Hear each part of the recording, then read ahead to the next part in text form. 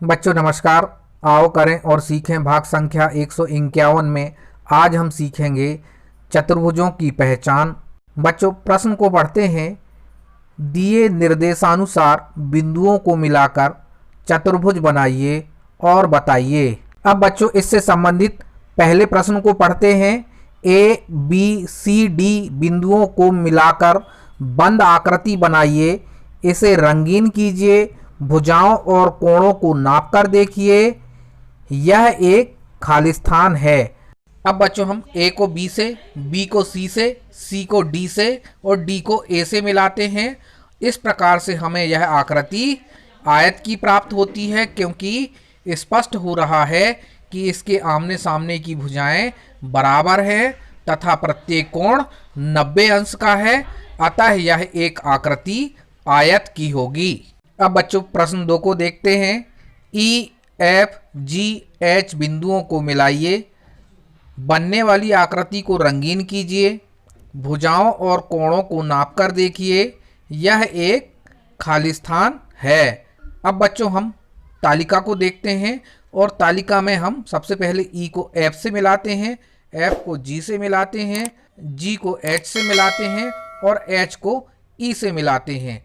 इस प्रकार से यह आकृति हमें आयत की प्राप्त होती है, क्योंकि इसके आमने सामने की भुजाएं आपस में बराबर हैं तथा इनके प्रत्येक कोण 90 अंश के हैं। अब बच्चों हम प्रश्न क्रमांक 3 को देखते हैं।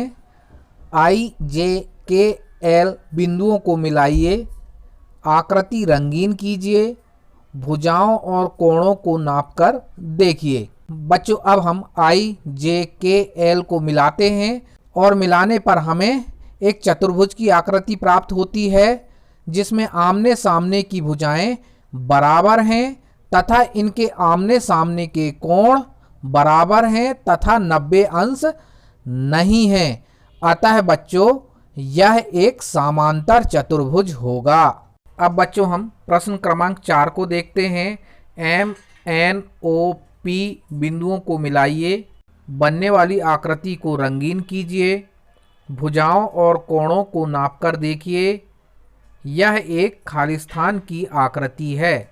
अब बच्चों हम पूर्व की तरह एम एन ओ पी बिंदुओं को मिलाते हैं और मिलाने पर हम देखते हैं कि यह एक आकृति चतुर्भुज की प्राप्त होती है, जिसकी चारों भुजाएं आपस में बराबर हैं तथा इनके आमने सामने के कोण बराबर हैं, अतः बच्चों यह एक आकृति समचतुर्भुज की है। अब बच्चों हम प्रश्न क्रमांक 5 को देखते हैं। इन सभी आकृतियों के विकर्णों की लंबाई नापकर लिखिए। अब बच्चों हम नंबर ए को देखते हैं। आकृति 1 में पहला विकर्ण नापने पर हमें 2.5 सेंटीमीटर प्राप्त होता है एवं दूसरा विकर्ण भी हमें 2.5 सेंटीमीटर प्राप्त होता है। अब बच्चों हम बी नंबर को देखते हैं। आकृति 2 में पहला विकर्ण हमें 2.7 सेंटीमीटर प्राप्त होता है एवं दूसरा विकर्ण भी हमें 2.7 सेंटीमीटर प्राप्त होता है। अब बच्चों हम सी नंबर को देखते हैं। आकृति 3 में पहला विकर्ण हमें 2 सेंटीमीटर प्राप्त होता है तथा दूसरा विकर्ण भी हमें 2 सेंटीमीटर प्राप्त होता है। अब बच्चों हम डी नंबर को देखते हैं। आकृति 4 में हमें पहला विकर्ण 1.7 सेंटीमीटर प्राप्त होता है तथा दूसरा विकर्ण हमें 3 सेंटीमीटर प्राप्त होता है। बच्चों धन्यवाद, आज इतना ही। अगले वीडियो में हम जल्द से जल्द मिलेंगे। आपसे एक अनुरोध है, यदि आपने हमारे चैनल को सब्सक्राइब नहीं किया है तो इस चैनल को सब्सक्राइब करें, लाइक करें, शेयर करें, कमेंट करें। धन्यवाद।